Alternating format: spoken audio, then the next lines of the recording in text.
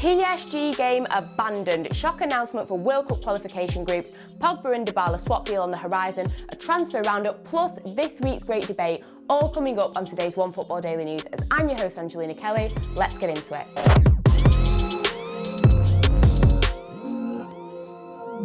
First up, and the biggest story from last night's Champions League games was, of course, the fixture between PSG and Istanbul Başakşehir, which was abandoned due to an allegation of racism. Both sets of players walked off the pitch after 13 minutes when Istanbul's assistant coach Pierre Weber was shown a red card in an exchange on the touchline. The team alleged that the fourth official used racist language towards the coach, which of course sparked outrage for both clubs, specifically from Dybala, who was on the bench and seemed to see the altercation and what happened, and actually spoke up about what was going on. Now, after leaving the pitch, PSG said that they would only restart the game if Istanbul were happy, and both teams agreed that they did not want the fourth official taking any part in the game. Now, this would have meant that if there was no fourth official, somebody from VAR would have then had to have gone and been the fourth official, and the fourth official would have then had to have gone and been a part of the VAR, which obviously both teams did not want him involved in that either. Therefore, there was a lack of officials, so this now means that the game will be rearranged for tonight, and it will be a completely new set of officials. It was an extremely poignant moment in the fight against racism to see something like that and to see both sets of players agree to walk off the pitch in solidarity. It will now go to UEFA for them to investigate, but this is certainly a moment that we will not forget anytime soon. Taking a look now at some of the other games in the Champions League, and most people will have been fixated on that Barcelona against Juventus game, and it was an amazing game for Juventus and Andrea Pirlo as they got a 3-0 victory thanks to 2 goals from Cristiano Ronaldo. Of course, everybody was talking about Messi and Ronaldo on the same pitch. This was the first time it had happened since 2018, and I think it was really nice that after the game Ronaldo had said that, you know, we're not actually rivals, we respect each other, we get along, we're just 2 footballers. And I think it's really, really great to know that 2 players that we're seeing play right now, 2 of arguably the greatest, if not the greatest footballers, they actually don't really have a rivalry or any hate. They actually appreciate each other's work. Meanwhile, Manchester United, they had an absolute nightmare. They crashed out of the Champions League as they lost 3-2 to RB Leipzig. Now, I must say, I do think the scoreline was pretty flattering for Manchester United as they never really got started, and it was just 2 minutes of luck, I think, that they managed to get 2 goals, and they did miss a lot of chances. But this means that they'll now be in the Europa League, and it was a well-deserved win for Leipzig. For Dortmund, not only was it a great night as they topped Group F, but their player, Youssoufa Moukoko, became the youngest player to play in a Champions League game. And for Chelsea, although they only got a draw, it still marks the end of a successful campaign as they also topped their group. And tonight we have got even more Champions League action to look forward to, such as Real Madrid against Gladbach, Marseille and Manchester City face each other, and of course Ajax against Atalanta. Next up, and there has been a shock announcement about the World Cup qualification groups. Now, yesterday we did mention on the Daily that the European qualifying groups had been confirmed, but there has been another team added to Group A, Qatar.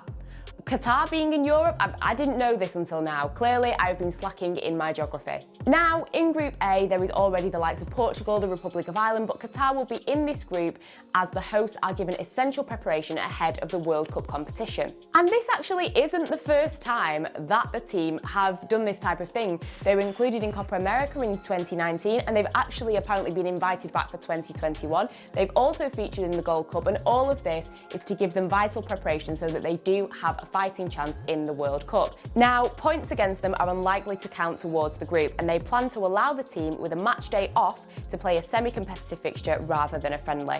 For me, this is a bit of a strange one. Why are we bringing friendlies into important qualification games? It just makes no sense to me. Why are exceptions being made for Qatar just so that they can have a better chance of qualifying into the knockout rounds of the World Cup? It's just not fair in my opinion, and I think that a lot of these players that will be in Group A, they've already got so many fixtures for club and country, and to have more fixtures piled on top that don't actually amount to anything for them is just a bit ridiculous. And of course, Paul Pogba. Yesterday, we spoke about Pogba and the fact that his agent has come out saying that he's unhappy at Manchester United and it's time for him to bid farewell. Of course, everyone has been talking about where the Frenchman will go next, and it's looking like it could be back to Juventus, and there could be a swap deal involving Paulo Dybala. Juventus have always been linked with re-signing Pogba, and his agent has said that he's still got some really good friends at the club. And of course, Dybala has been linked with a move away from Turin, but it seems like forever now. He's always in the transfer news, and he has actually been linked to Manchester United before. Now, for me, this could work for both sides. You know, Pogba, if he wants to leave Manchester United, let him go back to Juventus if that's where he's happy. With Dybala, this could be a really good opportunity for a fresh start. Things haven't really been going to plan in Italy at the moment, so for him to go to the Premier League and be competing, not necessarily competing at the top as this is Manchester United, but it could be a really good option for him. My only concern is that for Manchester United,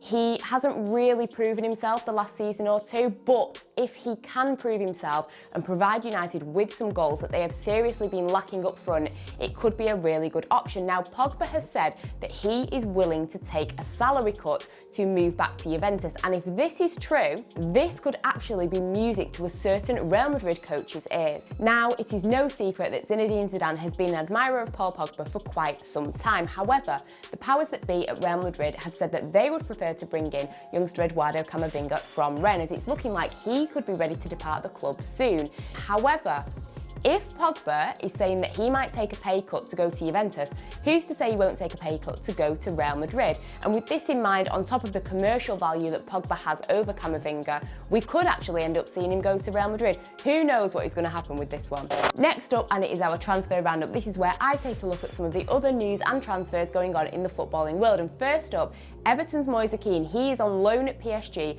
and it's looking like he has impressed them and he could end up getting a permanent move to France. Barcelona, Juventus and AC Milan are all in the running for 27-year-old Antonio Rudiger. Christian Eriksen, it looks like he could be returning to the Premier League with West Ham. And finally, former Argentina national coach Alejandro Sabella has reportedly passed away at age 66, according to numerous reports from the country.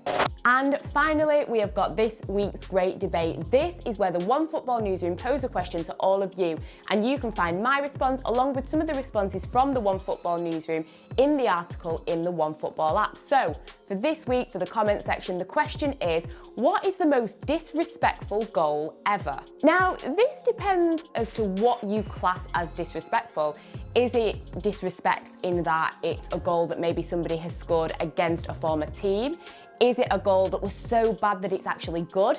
Is it that the celebration was disrespectful? There's so many different things that you can consider in this one, but for me, this has to go to footballer Fayab Awana when playing for the UAE national team in a friendly against Lebanon, and there was a penalty. Now, he was instructed to take it, so what the player decided to do was halfway through his run-up, he turned so that his back was actually facing the goalkeeper and tapped the ball into the goal with his right heel. I mean, everyone was stunned, the goalkeeper included, but the goal went in.